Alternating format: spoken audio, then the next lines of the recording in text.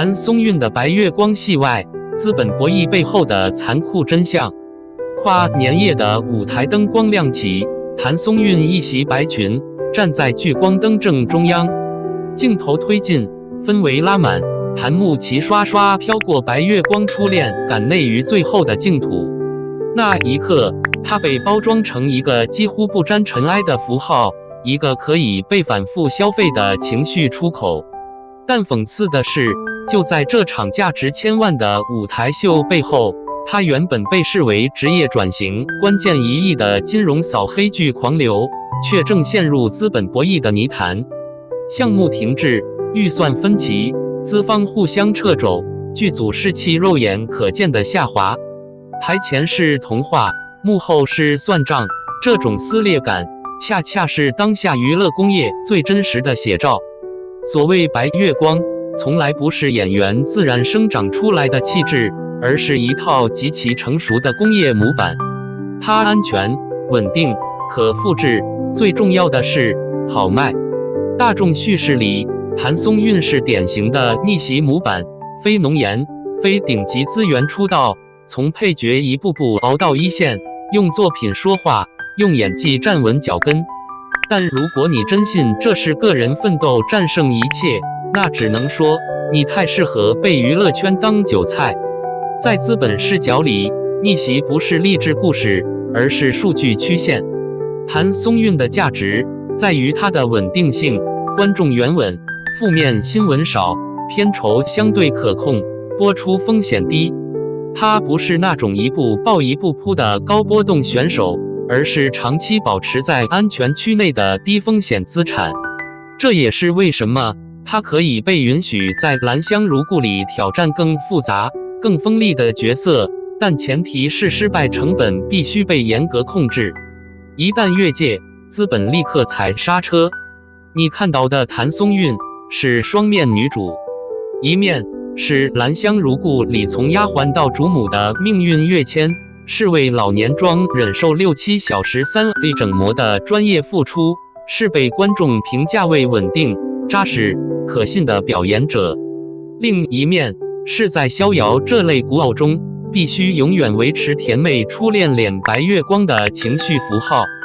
很多人感嘆她34歲還被困在少女賽道，但問題是，這並不是她一個人的困境，而是整個市場對女演員的系統性壓縮。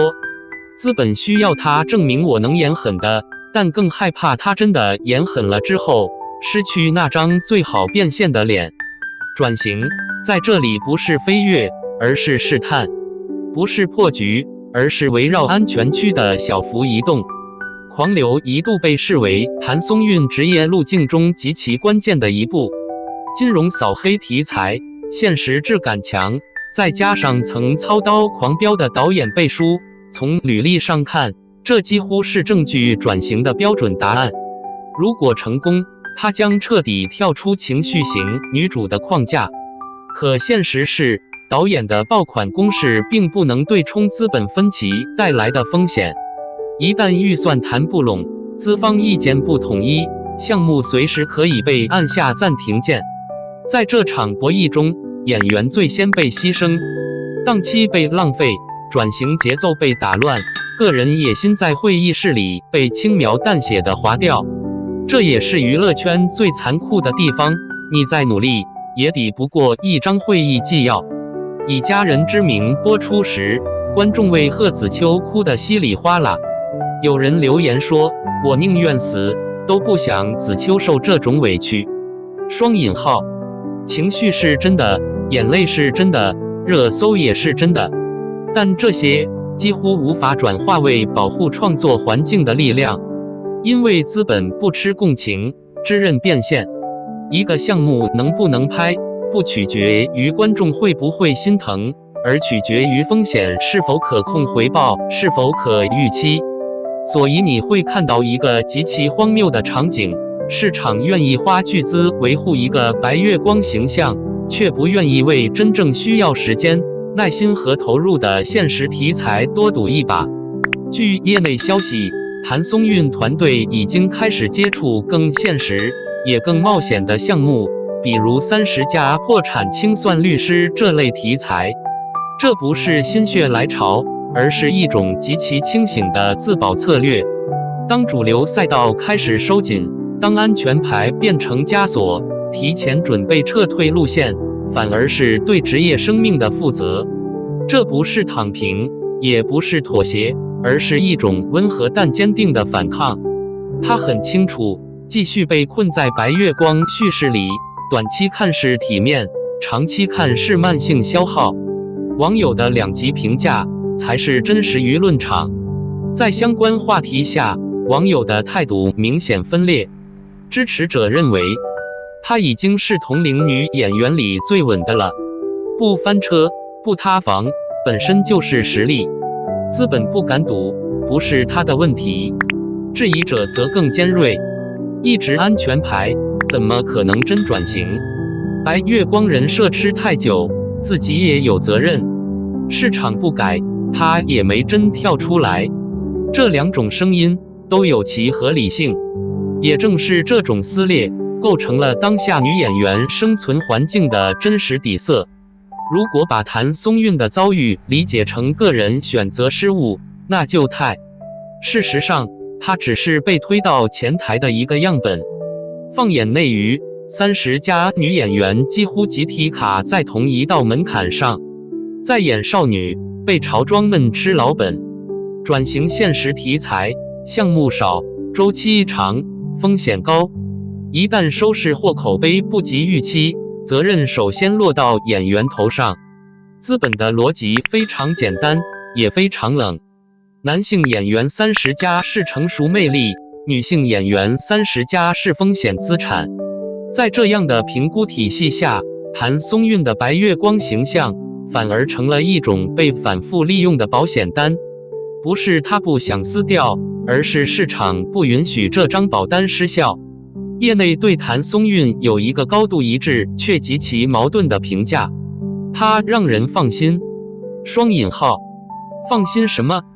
放心不會翻車，放心不會塌房，放心不會情緒失控，放心拍完能順利播出。聽上去像是職業勳章，但在競爭激烈的行業裡，放心往往意味着不會帶來驚喜。正因如此，它常常被推到一種尷尬位置。當項目需要穩定托底時，它是優選；當項目需要鋒芒、爭議和話題度時，它又很容易被替換。這也是為什麼狂流一旦進入資本博弈的深水區，它會率先被動搖。不是不認可它，而是因為它不具備非它不可的稀缺性。殘酷但真實。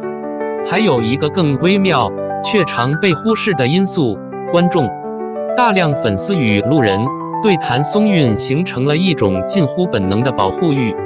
他一旦嘗試更冷、更狠、更複雜的角色，總會有人第一時間站出來說他不適合這種角色，看着太心疼了，還是演甜一點的比較好。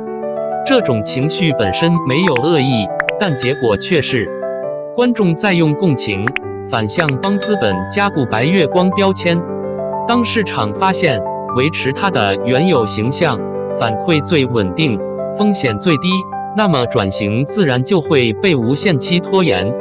娛樂圈裡真正完成轉型的女演員，幾乎沒有哪一個是平穩過渡的，要麼作品撲街，要麼口碑撕裂，要麼經歷長時間的沉寂。換句話說，轉型本身就是一場高風險行為。問題在於，當前的市場環境幾乎不允許女演員失敗一次，一旦失敗，就會被迅速歸類為市場不行、號召力下降，從此被排除在優質項目之外。在這種邏輯下，譚松韻團隊選擇提前布局更現實、更冷門的題材，本質上是一種賭命式操作。成了，徹底打開新路徑；不成，可能直接被邊緣化。他不是不知道風險，只是已經沒有太多時間繼續原地打轉。從更宏觀的角度看，狂流的停滯並不只是一個項目的問題，而是整個行業耐心消失的縮影。現實題材需要時間，需要反覆打磨，需要容錯空間。但當下的娛樂工業更習慣快餐化生產，快立項，快拍攝，快上線，快回本。在這種節奏下，真正可能沉澱演員價值的項目，反而成了低性價比選項。於是我們看到的是一邊感嘆好演員越來越少，一邊親手掐斷他們成長的土壤。結語：白月光不是歸宿，只是暫存區。譚松韻的白月光從來不是終點，而是一個被無限延長的中轉站。他足夠努力，也足夠清醒，清醒到開始為自己準備 Plan B， 甚至 Plan C。但只要行業規則不變，類似的困境就會一再重演。所以，真正值得被質問的，從來不只是某一個演員的選擇，而是整個系統對安全流量可控的病態依賴。下一次，當你再看到某位女演員被捧成白月光治癒系最後的淨土時，不妨多想一步，這到底是讚美，還是一枚看似溫柔，實則鋒利的標籤？在資本棋盤上，沒有童話，只有籌碼，而演員能做的，不過是在被移動之前，盡量走向自己想去的那一格。